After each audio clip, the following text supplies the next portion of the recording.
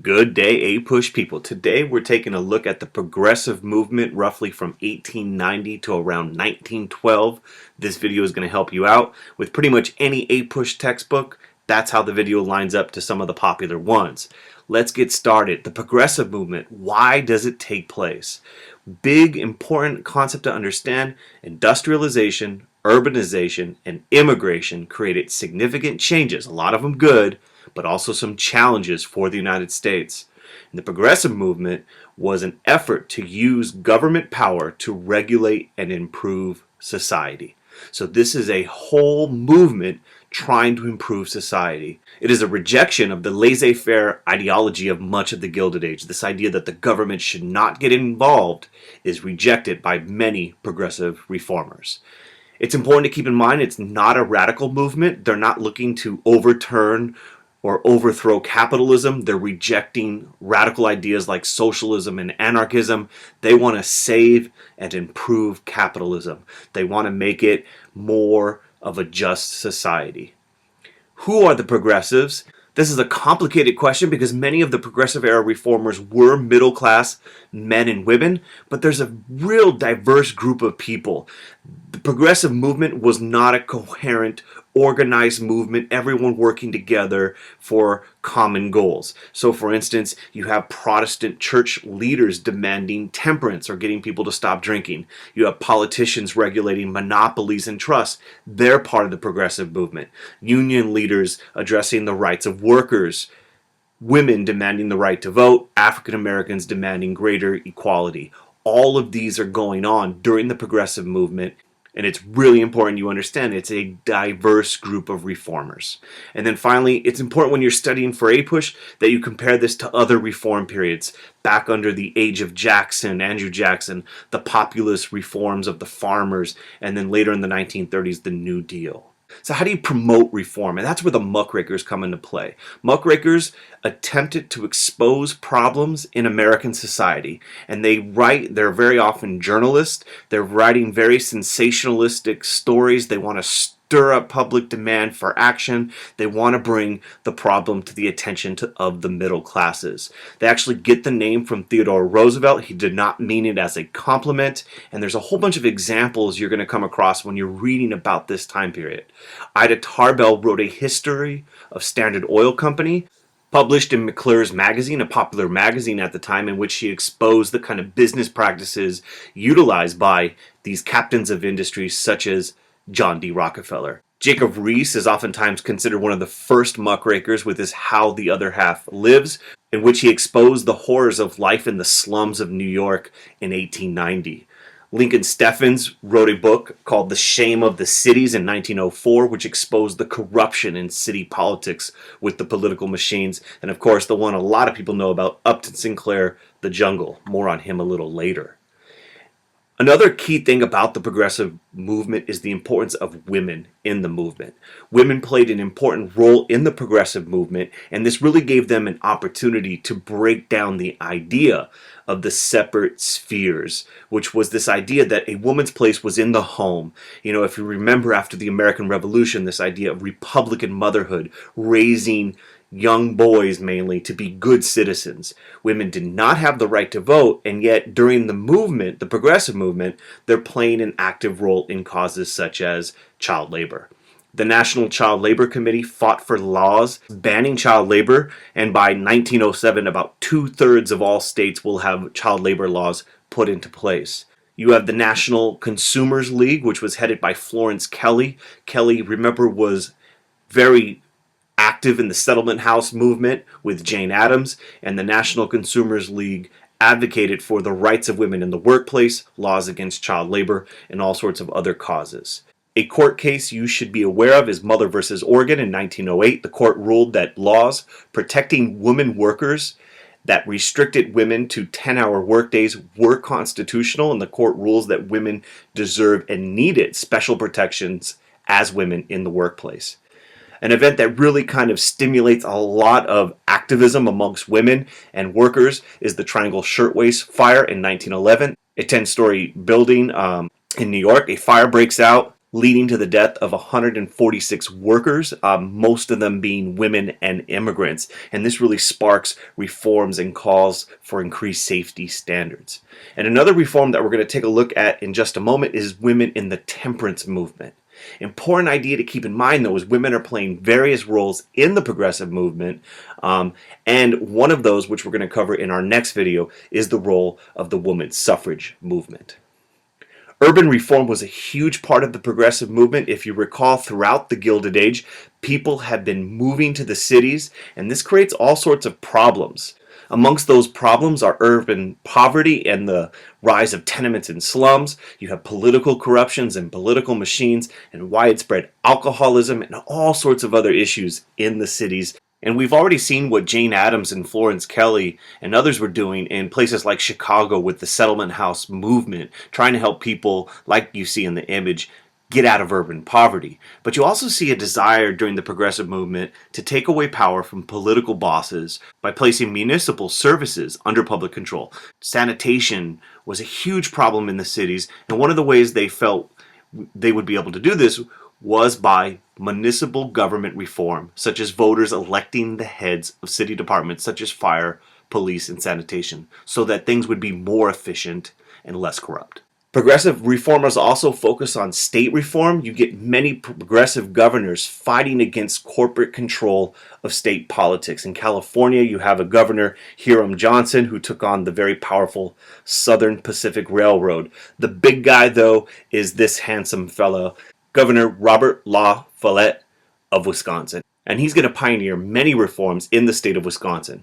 And really kind of the reform movements in Wisconsin become known as the Wisconsin idea. And you could see him fighting Bob, showing what he's going to do to these big bad businesses. He's going to regulate the public utilities. He's going to take on the powerful railroad industry. He's going to adopt many tax reforms and a whole bunch of political reforms, which are going to be copied and utilized in other states. So let's take a look at the political reforms of the progressive movement. There was this interest in this idea amongst progressives, political reformers. They wanted to increase democracy and reduce the control of trusts. The problem was the power of political machines and trusts and money was eroding Americans' faith in politics. You can see that in this political cartoon in which the trusts have taken over the Senate. And so here's some of the things that were done in states such as Wisconsin. You have the Australian or secret ballot, which allowed voters to mark their choice for office secretly so they would not be intimidated into voting for certain candidates, which was often done. The direct primary, in which the nomination of candidates placed into the hands of the voters. So the voters would actually select who would be the candidate for the party. The recall allowed elected politicians, they could be removed from office by the voters before their term expired. So if they weren't doing a good job or if they were corrupt, they can be removed in a special election. The initiative allowed voters could introduce laws, and the referendum allowed voters to directly vote on a law. And the big amendment that takes place, one of the big amendments is the 17th Amendment. And this one's important because rather than the state legislator, voters would directly vote for U.S. senators. So this would bring more democracy into American politics, it was felt. And remember, the Populist Party advocated for this in the 1890s. It becomes reality with the 17th Amendment. There also were some moralistic aspects to the progressive movement. Remember, it was a very diverse set of reforms, and there was all sorts of division over the temperance movement.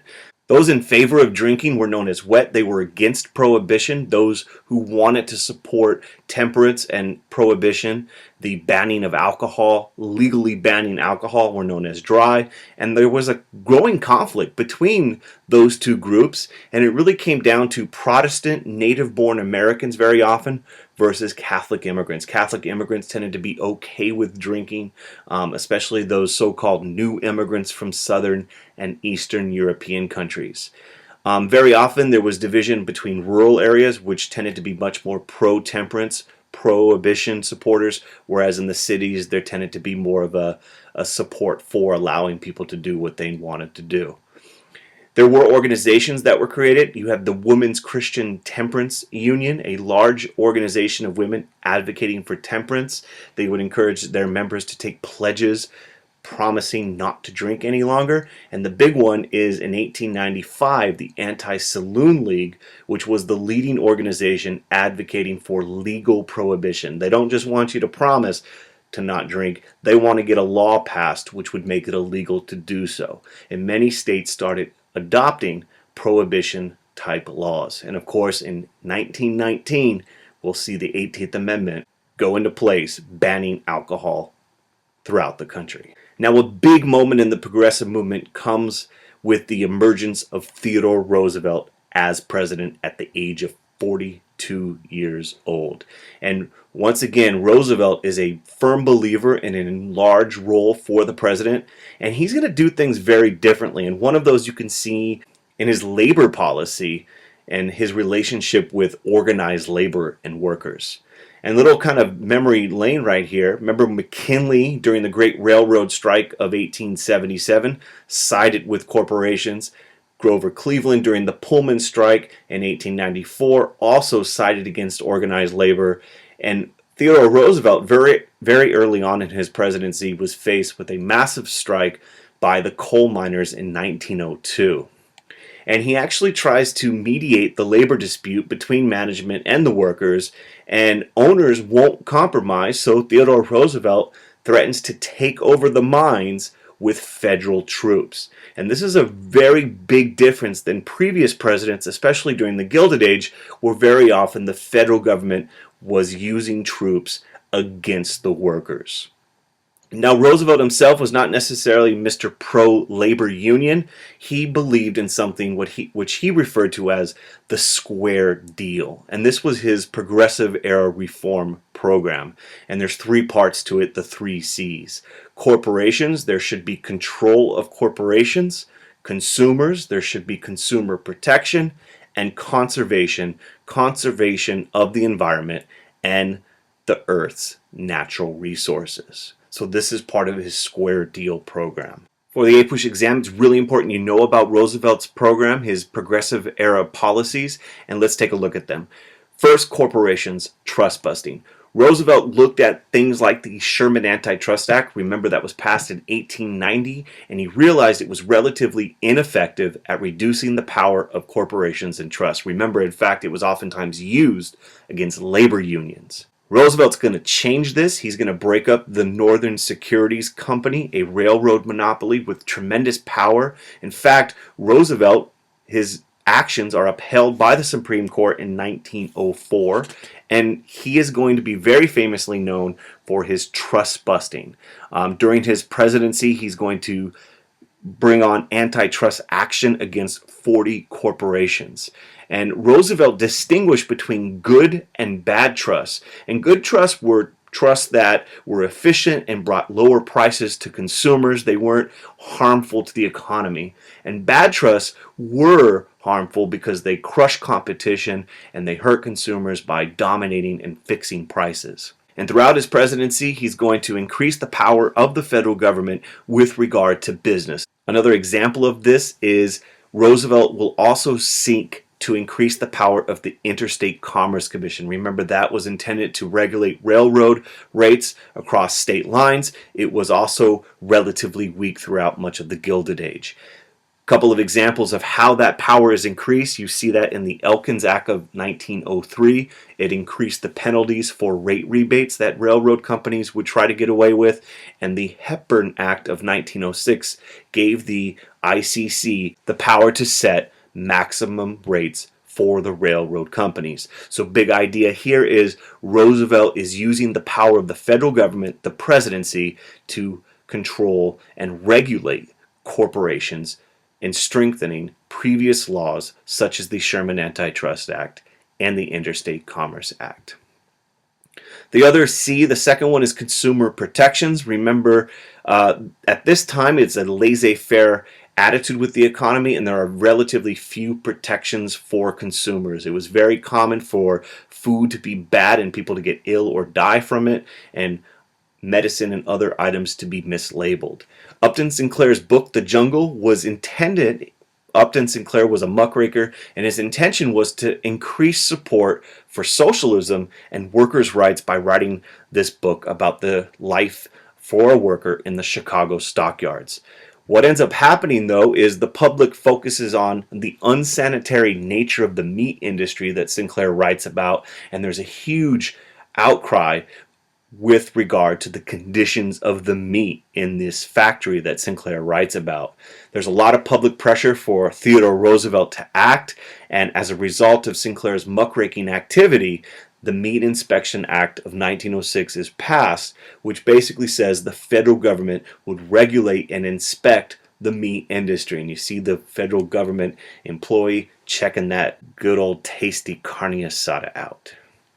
Another significant law for consumer protection is the Pure Food and Drug Act, passed the same year, and this creates the FDA, the Food and Drug Administration, and the FDA protected the public against the manufacture, sale, and transportation of mislabeled food and drugs. So people, the public, would have a right to know what's in the food and the drugs that they're purchasing. So next time you eat your hot Cheetos, you know exactly how you're killing yourself. The third C is conservation, and this is Roosevelt's big win domestically. It's important to keep in mind the issue of conservation did not register as a national issue. People weren't talking about the environment as a big pressing problem. And there were some groups such as the Sierra Club, which was, founded in 1892. John Muir was a significant part of that movement advocating for the environment. But Roosevelt, and working together, there he is with John Muir, is going to use the power of the government to protect the environment. Roosevelt's going to use the Forest Reserve Act, which was passed in 1891, to protect 150 million acres of federal land, and the Newlands Reclamation Act of 1902, money from sale of public lands could be used for irrigation projects in the West. So you have this kind of conservation and protection of the Earth's natural resources. And if you take a look at that map right there, you can see some of the areas protected by Roosevelt. One important thing to keep in mind is the contrast, those two words, conservation versus preservation. Conservation is the planned, regulated use of the environment, whereas preservationists, which is what John Muir was leaving nature alone just to be preserved in its natural state. And there was a big battle over the Hetch Hetchy project near San Francisco, in which preservationists lost, and the Hetch Hetchy project, the dam, was built, altering the physical environment of that region. Roosevelt serves until 1908, and he decides that he's going to honor the precedent of George Washington, and he's not going to seek a third term, even though he could have. And he hands over kind of the Republican Party leadership to the big guy, over 300 pounds. There's his bathtub, William Howard Taft. And Taft is going to continue some of the progressive policies of Roosevelt. He's actually going to break up more trust than Roosevelt. A little fun fact there. Most people think Roosevelt trustbuster. Taft broke more of them. And he's going to continue some of the conservationist policies as well. And when it comes to foreign policy, Taft differs from Roosevelt's big stick foreign policy, and he favors something called dollar diplomacy, in which he encouraged businesses to invest money, private financial investments, in areas of strategic concerns of the United States. And the idea would be that this would lead to greater stability and would promote U.S. interests without using force. However, when the election of 1912 comes up, Roosevelt and Taft are going to be running against each other. But we're going to save that for another day, another time. Thank you for watching. If the video helped you out, click like, have questions, post a comment. Peace.